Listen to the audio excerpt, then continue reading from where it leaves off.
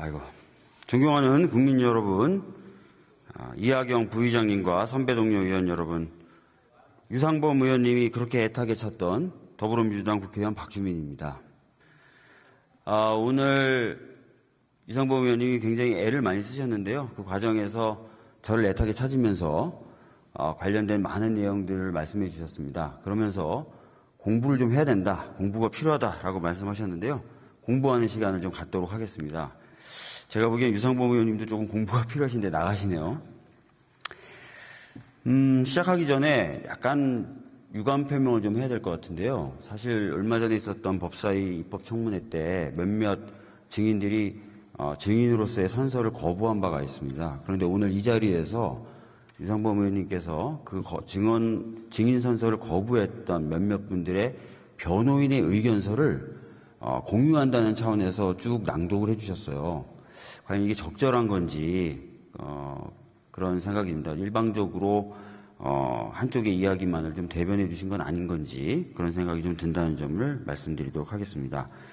저는 유상범 의원님이 말씀하셨던 것 중에 사실관계에 부합하지 않는 부분들을 자료를 토대로 하나하나 좀 반박을 좀 하는 식으로 진행을 해볼까 합니다. 먼저 유상범 의원님께서 이 얘기를 하셨어요. 대정부 질문하는 가운데 안건을 처리한 전례가 없다, 이렇게 얘기를 하셨습니다. 이거는 이제 동일한 내용의 PPT가 뜨니까 이제 PPT를 좀 보셔도 좋은데요. 지금 보면은 20년 7월 23일 법무부 장관 탄핵소추안, 그다음에 20년 9월 17일 대한적십자사 위원회에 대한 위촉의 건, 21년 2월 4일 법관 탄핵소추안, 국회의원 체포동의안 등등등 많은 안건들을 처리를 했다라는 것을 볼 수가 있습니다. 그래서 법안 처리에 관련된 사례는 없지만 안건 처리는 계속 해왔다는 점을 말씀드리는 겁니다. 그래서 대정부 질문 기간 중에 대정부 질문이 진행되는 가운데 안건을 처리한 사례들이 있기 때문에 법안 처리도 가능한 것이고요. 법안 처리도 가능한 것이고 이게 위법하거나 국회의 규칙을 위반한 건 아니다라는 말씀 드리도록 하겠습니다.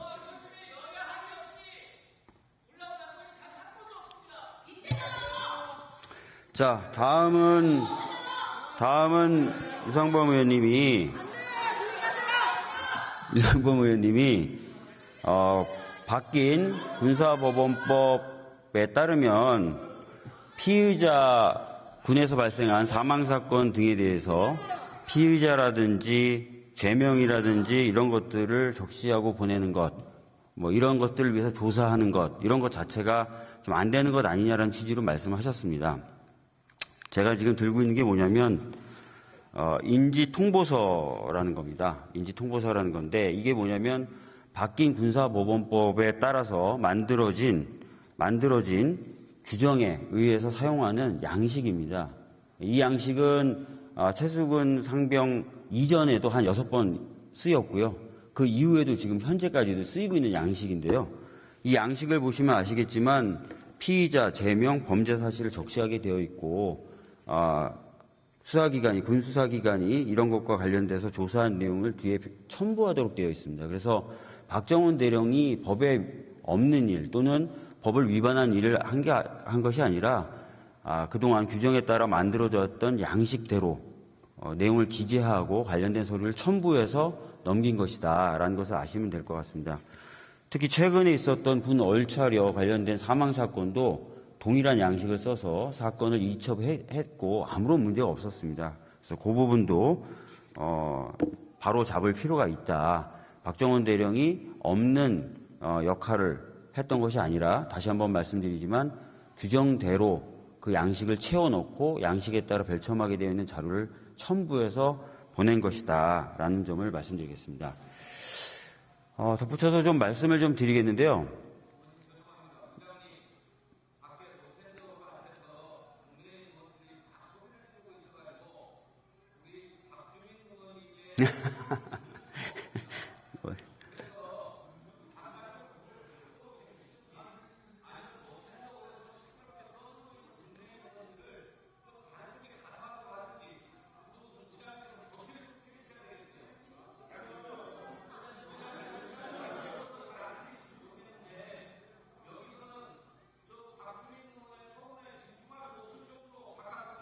네.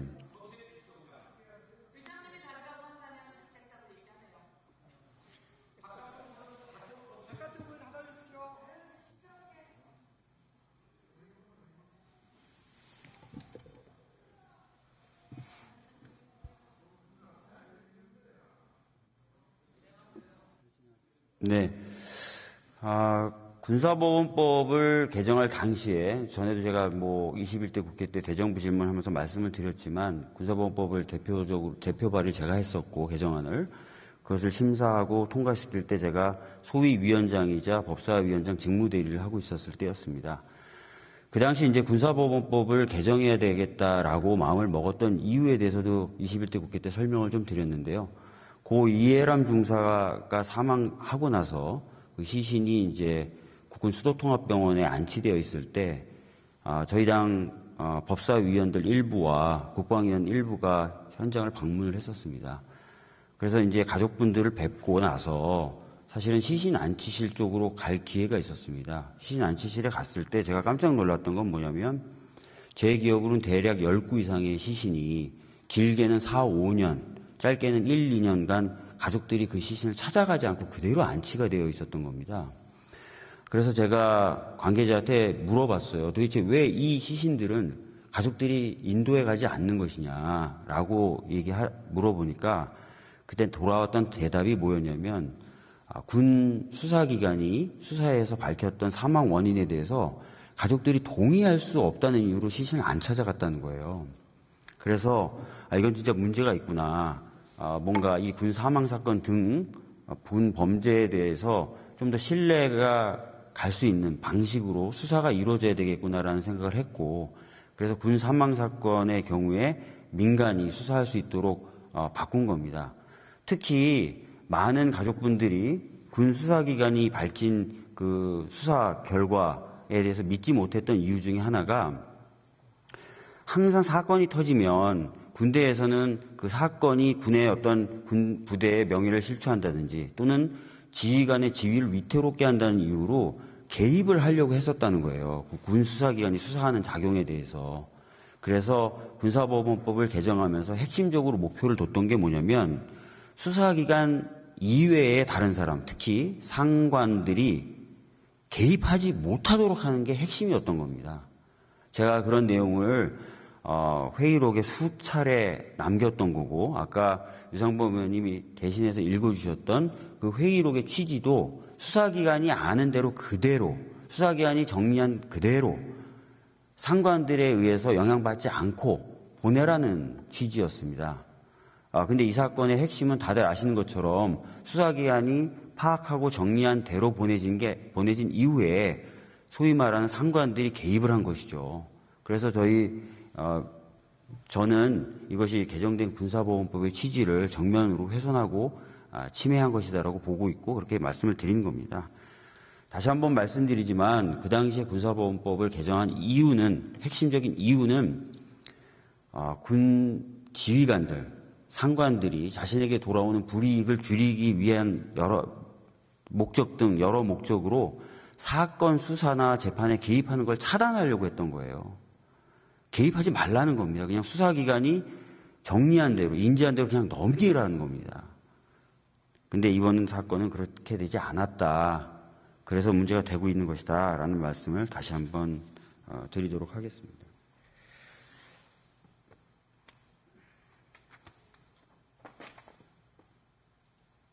그리고 아까 유상범 의원님께서 이번에 발의됐던 특검법 그리고 21대 때 발의되고 통과된 법이 정치적인 목적을 갖고 있는 법으로 볼 수밖에 없다라고 주장을 하셨어요. 그러면서 그 근거로 공수처에 관련된 사건을 고발하고 나서 이틀 뒤에 특검법을 발의했다. 이 이야기는 사실상 어떤 수사가 제대로 이루어지길 바란다기보다는 아예 애초부터 특검법만 생각하는, 정쟁만 생각하는 것이었다라고 그렇게 주장을 하십니다. 근데 저희들 같은 경우에 사실은 공수처에 고발을 하면서도 사실은 공수처가 수사를 아주 제대로 하기는 어려울 거다라는 생각을 좀 가지고 있었어요. 왜냐하면은 저희가 아니라 국민의힘 의원님들이 항상 공수처에 대해서 주장하시는 말씀들이 있었어요.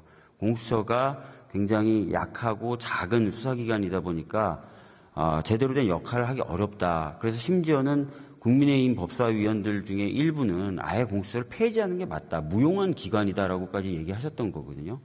실제로 공수처는 굉장히 작습니다. 작게 만들어져서 검찰로 치면 지청급 규모밖에 되지 않습니다. 그리고 이 사건에도 그렇게 많은 인원을 투여하지 못하고 있는 상황입니다. 그렇지만 그렇다 하더라도 그래서 이제 특검이 필요한 건데 그렇다 하더라도 특검이 발의되고 통과되고 그다음에 그 법에 따라서 특검 후보가 정해지고 특검이 수사를 할 수 있는 그런 준비를 하기에는 시간이 계속 걸리기 때문에 그 사이에 증거가 멸실되는 걸 막아야 되기 때문에 어떻게 보면 어쩔 수 없이 또는 어떻게 보면 그런 필요를 메꾸기 위해서 공수처에 고발을 한다라는 차원에서 고발을 한 겁니다. 고발을 하면서도 저희가 기자들 앞에서 백부를 통해서 그 당시 고발의 취지에 대해서 소상히 밝힌 바가 있어요. 그래서 지금 와서 뭐 그 고발을 놓고 봤을 때 아무런 정치적 목적만 가지고 특검법을 발의한 거다 이렇게 말씀하시는 것은 좀 맞지 않는다라는 이야기를 좀 드리도록 하겠습니다. 그리고 이 특검법 자체가 또 정치적인 목적만 가지고 있다라고 주장을 하시면서 말씀하시는 사유 중에 하나로 이 최해병 사망 사건 자체에는 관심이 없다 이런 말씀들을 많이 하십니다. 오로지 정쟁만을 목적으로 두고 있다 이렇게 얘기를 하시는데 전에도 제가 한번 말씀드렸는데요. 21대 때 발의됐고 통과됐고 그리고 거부됐던 법 그리고 이번에 새로 발의한 해병대원 특검법은 공이 첫 번째 수사 대상이 바로 최해병 사망 사건 그 자체입니다. 저희들이 최해병 사망 사건에는 관심이 없고 오로지 수사 외압 사건에만 관심을 가지고 있고 그 이유는 정쟁을 일으키려고 한 것이다라는 것이 맞지 않습니다. 저희들은 최해병 사망 사건 그 자체에도 진상 규명이 돼야 된다라고 당연히 생각하고 있고 그것이 무엇보다 중요하다고 생각하고 있고 그래서 과거의 특검법이나 지금 특검법이나 다 첫 번째 수사 사항은 최해병 사망 사건 그 자체로 규정하고 있다는 점을 다시 한번 말씀드립니다. 그래서 이 법을 보시면 그런 오해는 걷어지실 것이다라고 생각을 합니다. 꼭 한번 참고를 해주시고 또 나중에 설명을 드릴게요. 그래서 그런 부분을 반드시 염두에 두시면 좋을 것 같다는 생각을 하고 있습니다.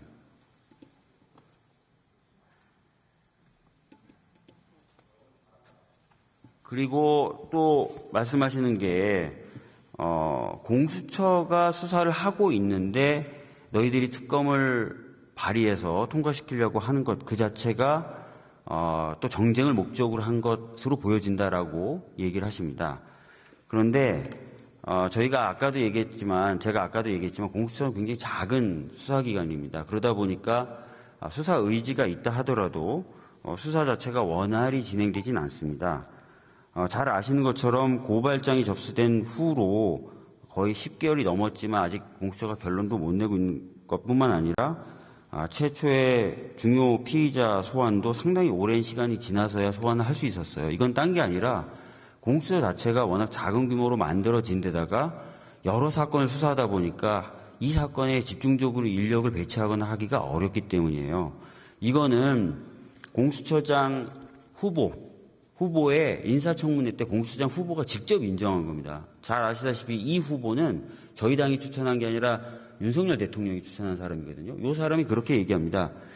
현재 특검법 관련된 국회의 입법 논의를 존중한다라고 얘기를 합니다. 그리고 그 이유가 뭐냐면 현실적인 한계들이 있다는 거예요. 공수처가. 그리고 그 현실적인 한계가 수사력에 영향을 미친다는 걸 인정한다는 겁니다. 공수처장이. 그래서 장기적으로는 공수처가 좀 특검 수요가 있었을 때 자기네들이 그 특검을 대신하는 역할을 할 수는 있겠지만 지금 당장은 아까 말씀드렸던 대로 국회에서의 특검 논의를 존중한다라고 윤석열 대통령이 추천한 공수처장 후보가 그렇게 얘기를 한 겁니다. 그래서 이게 뭐 공수처에 수사가 진행 중인데 그걸 막 무시하고 특검을 한다가 아니라 아까 말씀드렸던 것처럼 공수처의 여러 조직, 인력, 여건 상황을 감안한 것이고 공수처장 후보조차도 이러한 상황을 인정하고 있다는 점을 다시 한번 말씀드리니까 꼭 참고해 주셨으면 좋겠습니다.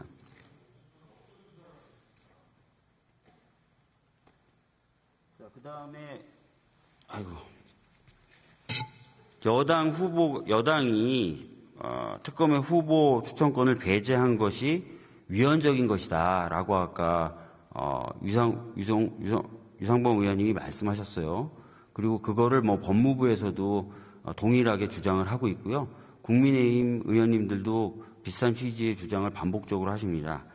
근데 이 부분에 있어서 이미 헌재가 판단한 게 있어요. 헌법재판소가. 여러분 아시다시피 어떠한 법에 위헌성이 있는지 없는지에 대한 최종적인 판단 권한은 헌재가 갖고 있는데요. 헌재가 이미 동일한 사안에 대해서 판단을 한 바가 있습니다. 이건 뭐냐면 과거에 최순실 특검인데요. 최순실 특검 때 여당의 특검 후보 추천 권한이 없었습니다. 그러자 최순실 씨가 이거 적법 절차 위배된 거 아니냐, 위헌적인 거 아니냐라고 헌법재판소에 소를 제기했는데 그 당시에 헌재가 문제가 없다, 적법 절차 원칙이 위반되지 아니한다라고 이미 판단을 내렸습니다. 그래서 이 조항 자체를 놓고 봤을 때 위헌성이 있다. 여당의 특검 후보 추천 권한이 배제됐기 때문에 위헌적이다라고 얘기하는 것은 헌법재판소의 결정에 비춰봤을 때는 타당하지 않다. 이미 결정이 나왔다. 그래서 자꾸 이렇게 헌법재판소의 취지에도 결정 취지에도 반하는 말씀을 하시는 것은 매우 부정확한 말씀을 하시는 거다. 참고하시면 좋을 것 같습니다. 이런 거는 좀 공부를 해 주셔야 돼요. 그래야 이제 틀린 말씀을 안 하시게 됩니다. 예. 그래서 그것들을 한번 좀 보셔야 됩니다. 헌재가 이미 결정을 한 거예요. 그래서 법무부의 그런 취지도 헌재 결정의 취지에도 반하고 한다는 점을 꼭 참고하시고 유념해 주셨으면 좋겠습니다. 자, 그 다음에 특히 이거 보시면 아시겠지만 지금 통화의 실제 내용은 알 수가 없지만 이 사건에서 가장 중요한 날이라고 할 수 있는 8월 2일 같은 경우에 대통령실 관계자와 윤석열 대통령이 수시로 국방부 관계자나 경찰 등하고 통화를 합니다. 그리고 이날 있었던 일을 보시면 아까 말씀드렸던 대로 이첩됐던 사건 기록이 회수된다든지 하는 일들이 쭉 벌어져요. 자, 이렇게 대통령실 관계자, 심지어는 대통령의 통화 사실까지 드러나고 있는 상황이라면 어쩔 수 없이 대통령 그리고 대통령실 관계자도 수사를 받아야 되는 겁니다. 사실 확인이 이루어져야 돼요. 자, 그렇기 때문에 대통령 또는 대통령을 배출한 여당이 특검 후보를 추천하겠다고 하는 것은 수사를 받아야 하는 사람이 수사기관을 정하겠다는 취지가 돼버립니다.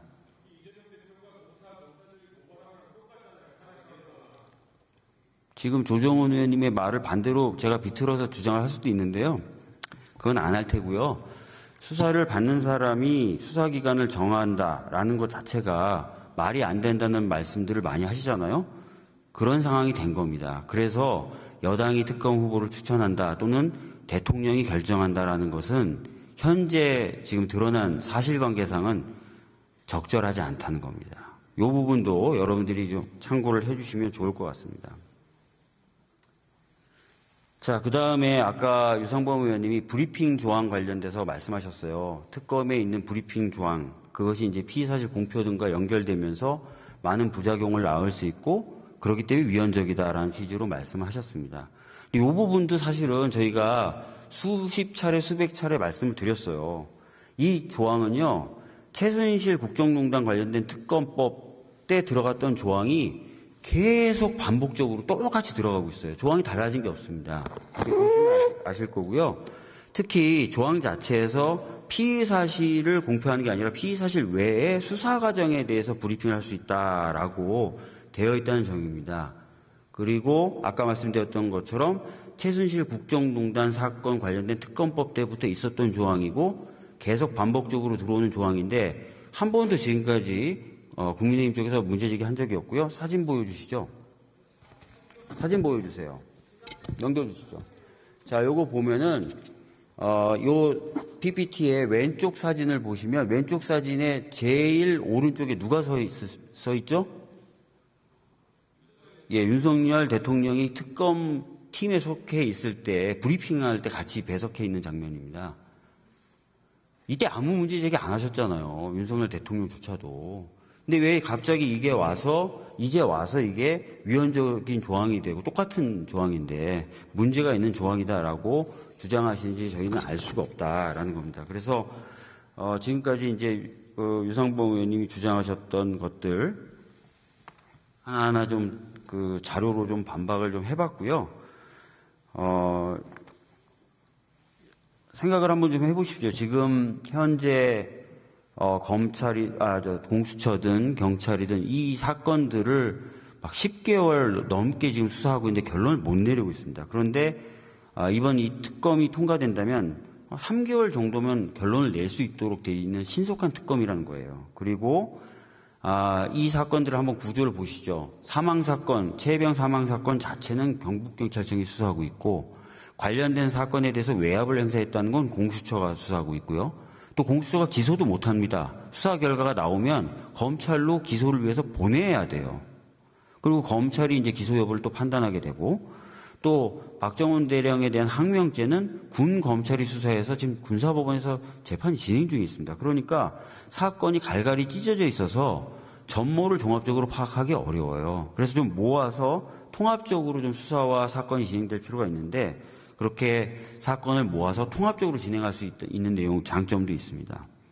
그리고 아까 말씀드렸던 것처럼 대통령 또는 대통령실 관계자들이 집단적으로 관여한 의혹이 제기되고 있기 때문에 사실 확인이 필요한데 대통령과 그럼 대통령실이 영향력을 행사할 수 없는 독립적인 사람이 수사를 하는 게 맞겠죠. 그래서 공정한 수사가 담보된다라는 말씀을 드리겠습니다.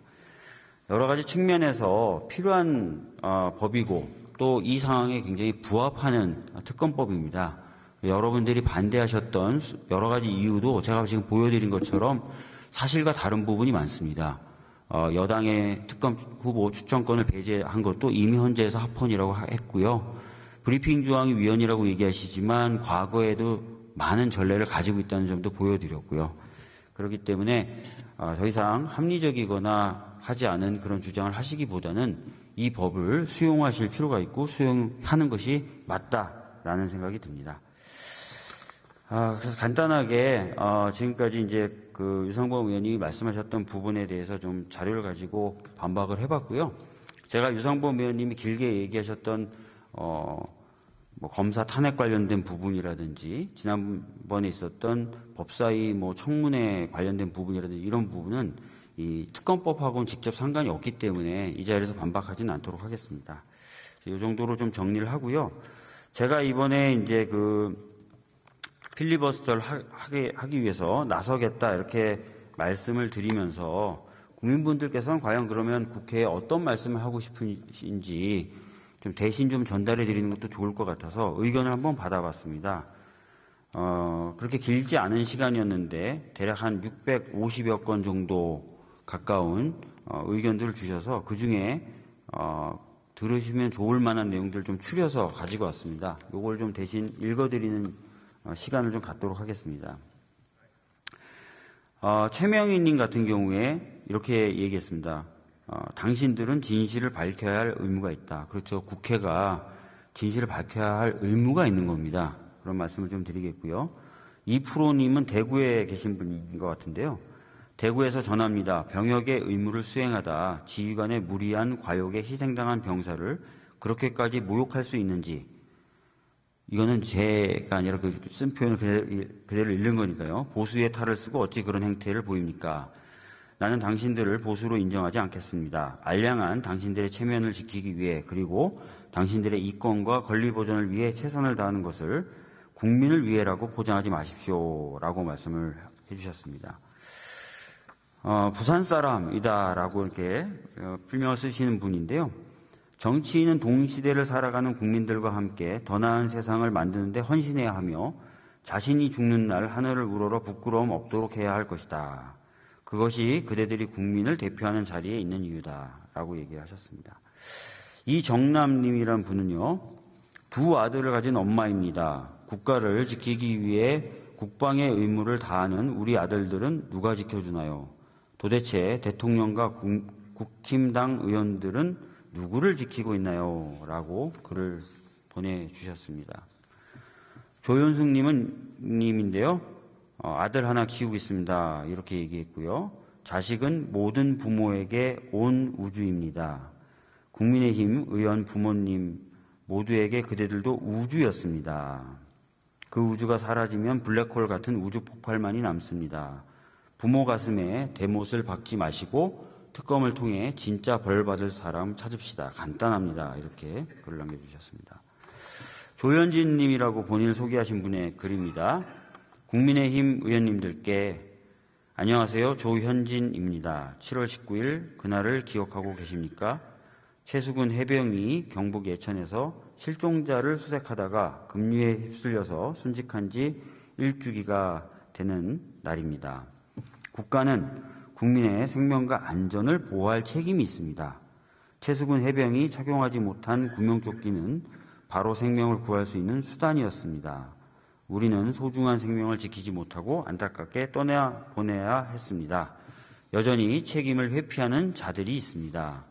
증인선서 거부와 뻔뻔한 태도로 일관해 협조하지 않고 진상규명을 방해하고 있습니다.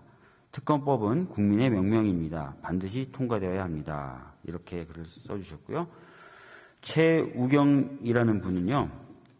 최해병이 왜 군대에 갔습니까? 최해병은 무엇 때문에 해병대에 입대했습니까? 그는 나라를 지키기 위해서 군대에 갔습니다. 대한민국 군인이 수해 현장에서 목숨을 잃었는데 나라는 아무런 책임도 없다. 개인의 잘못이다. 그럼 최해병은 무엇을 지키기 위해 군대에 왔습니까? 이렇게 글을 남겨주셨어요. 본인의 필명을 국민의힘 당은 당명을 바꿔라 라고 남겨주신 분이 계신데요. 국민의힘 당은 당명을 바꾸십시오. 감히 국민을 들먹일 자격조차 없습니다. 국민을 위하지 않으며 국민의 힘이라 당명을 지은 것부터가 모순입니다. 이제 20살 젊디 젊은 청년이 사회에서 뜻 한번 펼치지 못하고 국가의 부름을 받고 의무를 다하다가 숨졌습니다. 군인은 국민의 한 사람이지 도구가 아닙니다. 전시 상황도 아닌데 목숨이 이틀일 수도 있는 상황에서 수색에 임했습니다. 명령에 복종한 결과는 죽음이었습니다. 이렇게 또 남겨주셨고요. 해병대원 특검법을 저지하려는 국민의힘당은 당장 해체하고 책임자를 처벌하십시오. 국민의 명령입니다. 이렇게 글을 마무리해 주셨습니다. 이두영님이란 분은 상당히 길게 글을 써주셨는데요.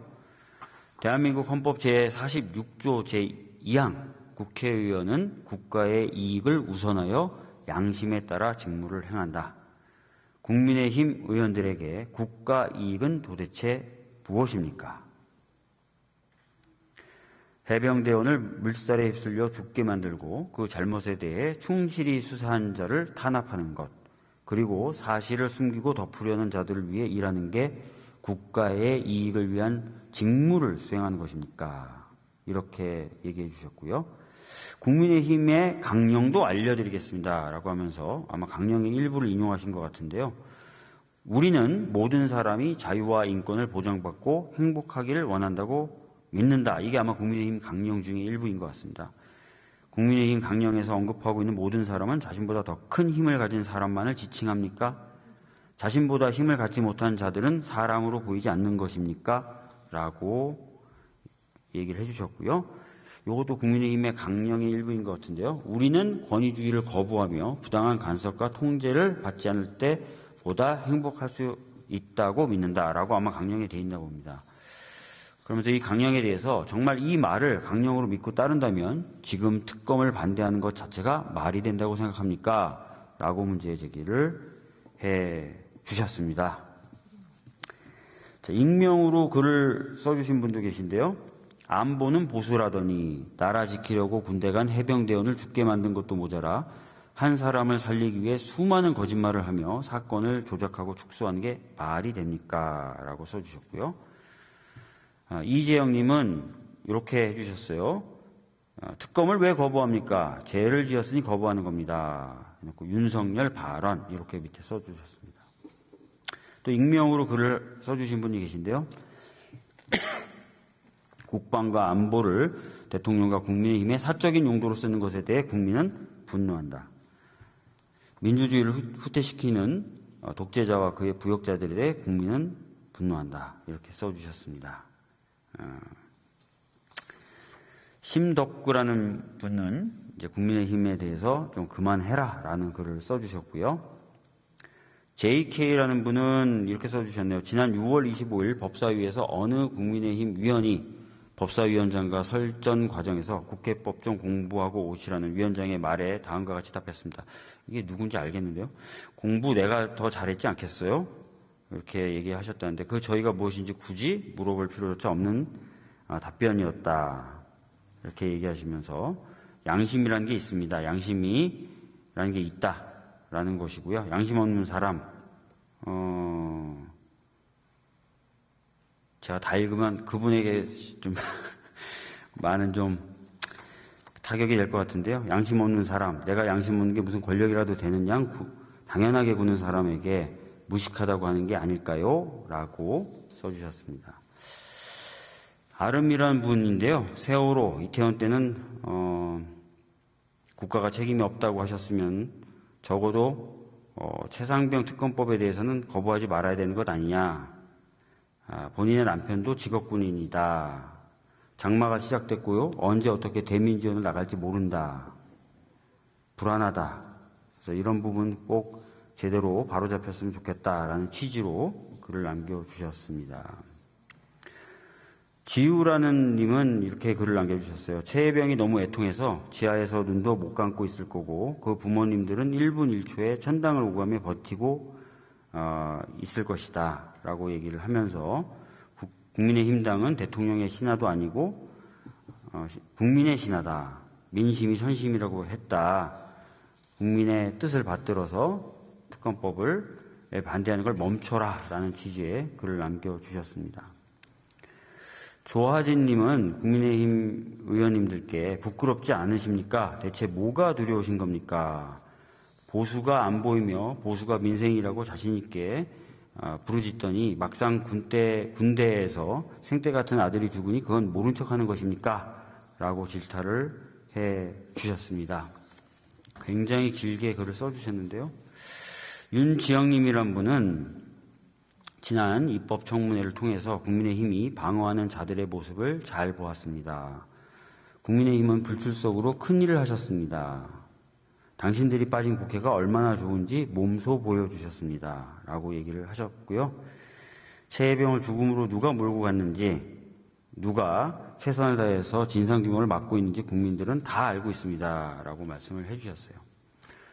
최일환님은 해병대의 일원으로서, 아마 해병대 출신이신 것 같습니다. 일원으로서 부끄러운 사령관과 사단장 때문에 쪽팔려서 해병대원으로서의 수치를 느낍니다. 라는 글을 써주셨습니다.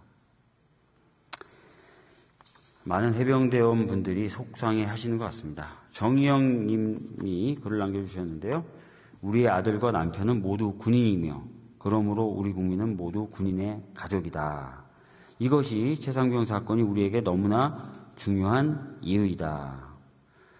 최상병 사망은 막을 수 있는 인재였다는 점에서 사망 원인을 철저히 수사하고 그 과정에서 밝혀진 책임자들을 강력히 처벌해야 한다.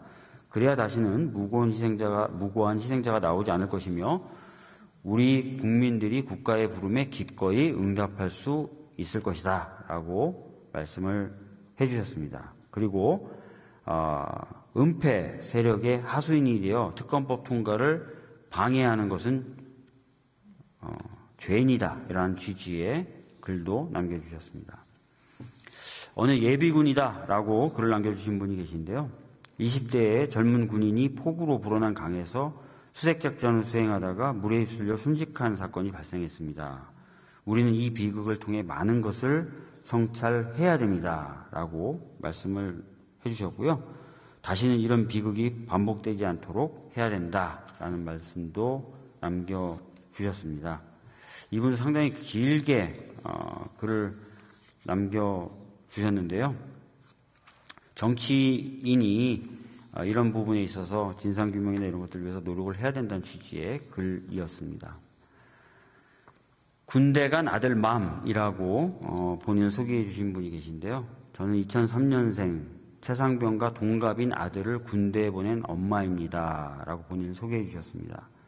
아직도 마음이 무거워서 최상병 관련 뉴스를 보기가 힘듭니다. 얼마 전 외박을 나온 아이를 보면서 마음이 아려왔습니다.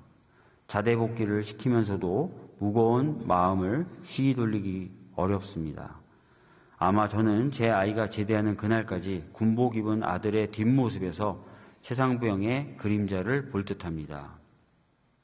군 미필인 대통령을 지키겠다고 국방의 의무를 다하러 간 아이를 헌신짝처럼 취급하는 국민의힘 국회의원들에게 표를 던진 분들도 원망스럽습니다. 이미 떠난 최상병은 돌아오지 못합니다. 최상병 부모님께서는 보고 싶은 아들을 사진 속에서만 보실 수 있습니다. 황망하게 목숨을 잃은 최상병의 죽음에 책임을 져야 할 그 모든 사람들은 한 사람도 빠짐없이 처벌받아야 마땅합니다. 특검법을 반대하는 자들은 모두 최상병의 죽음에 2차 가해를 가하는 자들입니다. 국방의 의무를 당당히 수행하러 간 아이에게 부끄럽지 않은 어른들이 되시길 바랍니다. 잘못된 명령으로 아이를 죽게 하고 처벌받아야 할 자를 거꾸로 옹호하는 대한민국에서 어느 누가 군인이 되는 것을 자랑스러워할까요? 이런저런 사유로 미필자가 되는 것이 어느덧 젊은 친구들의 꿈이 되어가는 것 같습니다. 특검법과 함께 군대를 가지 않은 자는 대통령 입후보 자체를 하지 못하게 하는 법으로 정해주었으면 좋겠습니다. 이거는 좀 그러네요. 본인이 국방의 의무를 해보지 않아 군인이 젊은 청년들의 죽음에 공감하지 못하는 대통령을 두둔하고 옹호하는 국민의힘은 부끄러움조차 느끼지 못하는 파렴치한 집단으로 전락하지 마시길 바랍니다. 아마 이분은 아드님이 이제 군대에 있다 보니까 더 불안하고 많이 힘드신 것 같습니다. 그래서 이 군대에 아들을 보낸 엄마의 마음을 이해해 달라는 그런 취지의 글이었고요. 이런 분들이 좀 불안해하지 않으시려면 이번 사건이 분명하게 진상규명이 돼야 될 것 같습니다. 그래서 특검법 통과를 막지 않으셨으면 좋겠다는 말씀 드리겠고요. 이명도라는 분은 저는 박주민 의원의 입을 통해 국민의힘 의원 여러분께 보수주의의 가치가 무엇인지에 대해 상기시켜드리고 싶습니다. 보수주의는 불변하지 않는 가치와 권리가 있다고 믿고 그러한 것들을 시대의 변화 속에서도 소중하게 지켜내는 것을 목적으로 합니다. 제가 알기에도 그렇습니다. 그 불변의 가치란 생명과 자유와 행복 같은 것들입니다. 아까 국민의힘 강령에 보니까 그런 표현들이 담겨 있는 것 같은데요. 그리고 누구나 생명, 자유, 행복을 추구할 수 있는 국민의 권리를 지켜내는 것이 보수주의의 핵심이며 보수주의 정부 존재의 주요한 이유입니다. 이는 제 사견이 아니라 미국 독립선언문에 명시되어 있는 정부의 목적이기도 합니다. 최상병 사망사건은 국민의 권리와 정부의 목적이 동시에 부정된 사건입니다. 고로 최상병 특검법은 보수주의 정당인 국민의힘이 주도적으로 상정했어야 마땅한 것입니다. 그럼에도 불구하고 지금 국민의힘은 특검법을 반대하며 보수주의라는 스스로의 정체성마저도 파괴하고 있습니다. 이는 국민의힘 지도부가 주도하는 단일대우가 보수주의라는 이념과 가치 판단으로 결정한 것이 아니라 대통령실과의 의리에 기반하여 결정한 것이기 때문입니다. 국민의힘 의원 여러분들은 이 상황에 대해서 자괴감을 느끼지 않으십니까? 보수주의자로서 헌법기관으로서 지성을 갖춘 한 인간으로서 자괴감을 느끼셔야 합니다. 내가 가진 지식, 신념, 가치를 내팽겨치고 권력을 위한 단일대우에 동참하는 것에 자괴감을 느끼셔야 합니다. 그리고 특검법을 반대하는 것이 마땅히 지켜야 할 의리를 지키는 것이라고 말하는 국민의힘 지도부에는 잘 알려진 문장 하나를 말씀드리고 싶습니다. 정의의 반대는 불의가 아니라 의리이다. 우리의 정치가 의리를 과감히 넘어설 때 비로소 정의를 세울 수 있습니다. 대통령과의 의리는 내려놓고 국민과 함께 정의를 세워주시기 바랍니다. 라고 말씀해 주셨습니다. 익명으로 또 한 분이 글을 남겨주셨는데요. 최상병 특검법 통과되어야 합니다. 국민은 이를 정쟁으로 보고 있지 않습니다. 나라의 한 젊은이가 군에서 지시한 일을 하다 무고하게 숨졌습니다. 이를 낱낱이 조사해 책임자를 벌하는 일에 왜 이리 반대만 합니까? 무엇이 두렵습니까? 국민에게 최상병 특검은 국민의 힘이 그리도 부르짖는 민생입니다. 정쟁이 아니라. 책임자를 제대로 처벌할 수 있도록 특검은 반드시 필요합니다. 또 익명으로 한 분이 글을 남겨주셨습니다. 저는 대통령 선거 때부터 국민의힘을 지지했던 사람입니다. 국민의힘을 지지하셨던 분인가 봅니다. 부끄럽지만 정치에 큰 관심도 없던 사람입니다. 하지만 몇 년의 국정 운영을 지켜보니 대한민국의 국민으로서 겪지 않아야 할 일들을 겪은 것 같습니다. 그중 하나가 최혜병 사망 사건입니다. 잘 마무리하고 넘어가면 될 일을 왜 이렇게 키우는 것입니까? 한 나라의 수장이 잘못된 선택을 하고 있다면 올바른 말로 민심을 대변하는 것이 정당의 국회의원이 해야 할 하나의 의무라 생각합니다. 이번에 여러 사태를 지켜보며 권력에 기생하며 자기 이속만 챙기는 국민의 힘의 행태를 보고 많이 실망했습니다. 국민을 대리하여 일을 하는 것이 정치인 아닙니까? 오로지 자기 이익만 챙기는 정치인입니까? 그것은 그저 이익 집단에 지나지 않습니다. 지금 국회 청원 100만 명을 돌파했고 아마 윤석열 대통령 탄핵 청원을 말씀하시는 것 같습니다. 지난 총선의 결과를 보십시오. 저같이 돌아선 국민들이 많습니다. 국민의 힘에게 메시지를 보내고 있는 거예요. 왜 그것을 무시하고 지금 특검 막는 필리버스터 같은 소리를 하고 있는 겁니까? 정말 답답합니다. 그 안에서 올바른 보수의 목소리를 내는 의원들이 그만큼 없다는 것을 방증하는 거겠죠. 국민의힘 의원님들, 대통령은 바뀌지만 정당은 계속됩니다. 대한민국 대표 보수 정당이 하는 행태를 보십시오. 지금 이게 보수입니까? 해외에서 얼마나 우습게 보겠습니까? 대한민국을 얼마나 우습게 보겠습니까? 지금 당신들이 하는 것은 보수가 아닙니다. 애국도 아니에요. 대통령이 잘못해도 그래도 정당은 제대로 굴러가네 이런 느낌 좀 받게 해 주십시오. 참담한 심정으로 글을 남깁니다. 왜 여기까지 와서 글을 남기는지 그리고 글 남길 여유도 없이 생업을 살아가는 국민 좀 생각하란 말입니다. 이익 집단이 국민을 왜 생각하겠냐는 회의적인 생각마저 들지만 한때 지지했던 사람으로 한마디 남겨봅니다. 특검 방해하지 마십시오. 원래 이제 국민의힘을 지지하셨던 분인 것 같습니다. 그런데 지금 상황을 보고 하도 답답해서 글을 좀 남겨주셨던 것 같습니다. 또 익명으로 글을 하나 남겨주신 분이 계십니다. 군대에 자식을 보낸 엄마가 되고 보니 최상병 사망 사건은 남의 일이 아닌 제 일이 되었음을 깨달았습니다. 국민의힘 국회의원님 민생을 살리겠다 하셨죠? 그렇다면 최상병 특검에 찬성해 주세요. 특검 찬성과 민생이 무슨 관계가 있냐고 한다면 군대에 자식을 보낸 부모들의 삶이 완전히 무너지고 있기 때문이라는 점을 말씀드립니다라고 하셨어요. 또 이분은 이렇게 또 얘기하셨네요. 7월이 두렵습니다. 비가 많이 와서 군부대 장병들이 대민 지원 나가서 또다시 임성근 사단장과 같은 자신의 영달을 위해 부하들을 활용하고자 하는 일이 다시 생길까 봐 하루하루가 힘이 듭니다. 민생이 단지 먹고 사는 문제만인가요? 그러니까 저는 사실 저희 지역에서도 아이를 군대에 보내는데 불안해하시는 부모님들을 많이 만날 수가 있었습니다. 실제로 이분들은 불안하신 거예요. 이런 마음들을 좀 우리 국회가 잘 보듬어야 되지 않을까 싶고 국민의힘 의원님들도 이런 부모님들의 말씀을 좀 귀담아 들어주셨으면 좋겠습니다. 신현우라는 분 글도 좀 읽어드리도록 하겠습니다. 군인이기 이전에 국민입니다. 국가를 지키기 위해 잠시 군대로 소속을 옮겨갈 뿐 국민이라는 대전제는 변함이 없습니다. 국민의 힘이라는 당명은 국민의 힘이 되겠다는 의원님들의 뜻을 담은 것으로 저는 해석하고 있습니다. 그런 국민의 우리 해병대원은 어디 갔습니까? 해병대원, 자녀를 잃은 국민이 울고 있습니다. 그런 국민의 힘이 되어주고 계신가요? 제발 국민의 힘이 되어주시길 부탁드립니다. 라고 글을 써주셨어요.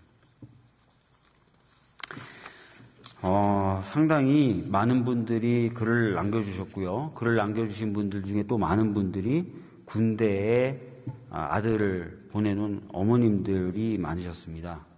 그분들이 불안해하는 심정 충분히 이해할 수 있고요. 이런 분들의 목소리를 잘 귀담아 들을 때 국회가 제대로 일을 한다라고 평가받을 수 있지 않겠습니까? 아까 어떤 분이 분명히 말씀해 주셨습니다. 이 최혜병 특검법은 정쟁법이 아니다. 오히려 민생법이다라고 말씀을 해 주셨는데 우리 국민의힘 의원님들이 정말 국민의 힘이 돼주고 싶으시다면 이런 국민들의 목소리를 잘 귀담아 들으시고 불안해하는 국민들의 마음을 다독여 주셔야 된다고 생각합니다. 그래서 지금 저는 이렇게 필리버스터 할 것이 아니라 이 법에 대해서 함께 다 같이 찬성하고 찬성 표결로 법을 통과시키는 것이 맞는 것 아닌가 생각됩니다. 다시 한번 마지막으로 정리해서 말씀드리면 법무부나 또는 국민의힘 소속 몇몇 의원님들이 이 특검법이 위헌적이라고 말씀하시는 부분은 사실과 다릅니다. 그리고 현재 매우 필요한 법이다라는 점이고요. 또 제가 읽어드린 것처럼 많은 국민들은 오히려 보수주의를 내세우고 있는 국민의 힘이야말로 이 법을 찬성해야 된다라고 생각하고 주장하고 계십니다. 다 같이 우리가 힘을 합쳐서 이 법을 통과시킬 수 있었으면 좋겠습니다. 감사합니다.